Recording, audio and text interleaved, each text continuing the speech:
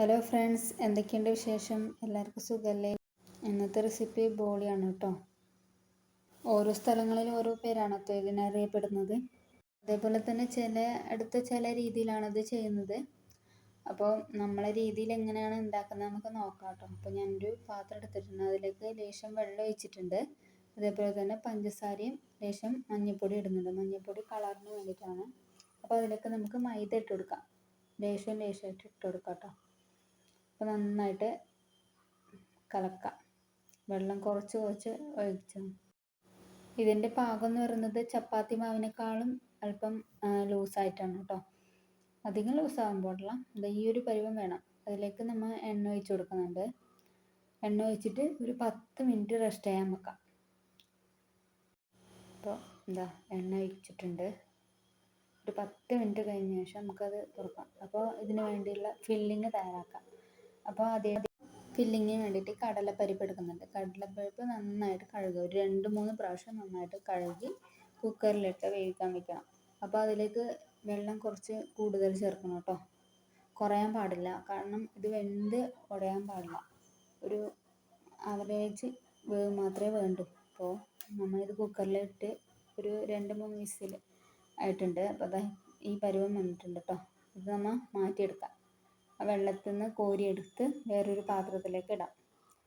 കാരണം ഇങ്ങനെ ചെയ്യുന്നതെന്ന് വെച്ചാൽ നമ്മൾ ഇത് ഗ്രൈൻഡ് ചെയ്തെടുക്കുന്നുണ്ട്, അതിന് വേണ്ടിയാണ് കേട്ടോ.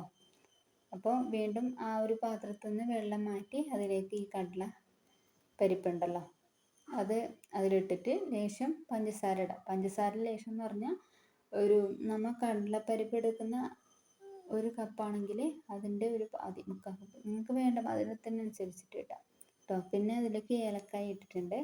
നന്നായിട്ടൊരു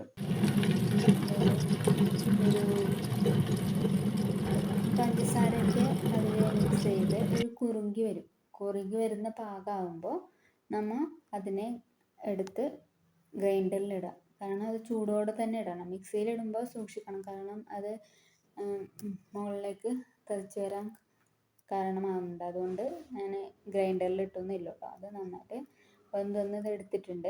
എടുത്തിട്ട് ഇതിങ്ങനെ ചപ്പാത്തി മാവ് പരത്തുന്ന പോലെ ഷേപ്പാക്കിയിട്ട് വെക്കാം കേട്ടോ. എന്നിട്ട് മൈദ ഉണ്ടല്ലോ, മൈദേൻ്റെ ഫില്ലിങ് 10 മിനിറ്റ് എത്തിയിട്ടില്ല. അതിനെ നമ്മളിങ്ങനെ ചെറിയ ഉണ്ടകളാക്കി വെക്കാം. അത് ഇതിലേക്ക് ആ കടല പരിപ്പുണ്ടല്ലോ, അത് വേവിച്ചിട്ടുണ്ടല്ലോ, അതിനെ ഇതിലേക്ക് ഫില്ലിങ് ചെയ്ത് വെക്കാനാണ് കേട്ടോ. അപ്പോൾ നമ്മളത് അതിൽ വെക്കുന്നുണ്ട്. ഇതെങ്ങനെയാണ് വെക്കേണ്ടത്? ഇതിൽ വെച്ചിട്ട് അതിൻ്റെ അകത്തേക്കിട്ട് നമ്മളിങ്ങനെ കൈ കൊണ്ട് അകത്തേക്ക് ഇങ്ങനെ തള്ളി വെക്കാം. അപ്പോൾ അതൊരു ഉരുണ്ട പരുവാകും. അതിലേക്ക് ഫില്ലിങ് പോകണം. ആ പരുവാകുമ്പോൾ നമ്മളതിനെ പരത്തിയെടുക്കാം. ചപ്പാത്തി പരത്തുന്ന, കാരണം ഇത് പതുക്കെ പരത്തണം കേട്ടോ. അധികം കട്ടിയായിട്ട് പരത്താൻ പാടില്ല, കാരണം ഇത് പൊടിഞ്ഞു പോകും.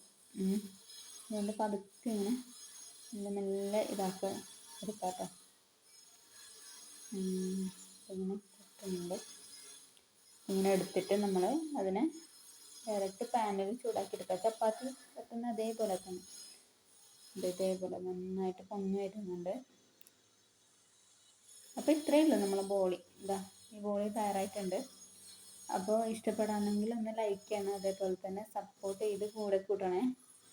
അപ്പം ഇത്ര 300 സബ്സ്ക്രൈബേഴ്സ് ആയിട്ടുണ്ട്. ഒരുപാട് നന്ദി സപ്പോർട്ട് ചെയ്ത എല്ലാവർക്കും. അപ്പോൾ വീണ്ടും ഒരു ചാനലിൽ ഒരു വീഡിയോ ഞാൻ അപ്ലോഡ് ചെയ്യുന്നുണ്ട്. അപ്പോൾ പതിയെ ഒരു വീഡിയോകളായിട്ട് ഞാൻ വരുന്നുണ്ട്. അപ്പോൾ എല്ലാവരും സപ്പോർട്ട് ചെയ്യണം. ഓക്കെ, അതേപോലെ തന്നെ ലൈക്കും ചെയ്യണം. Okay friends, bye. ഇനിയൊരു വീഡിയോ കാണുന്നത് വരെ ഓക്കെ, ബായ്.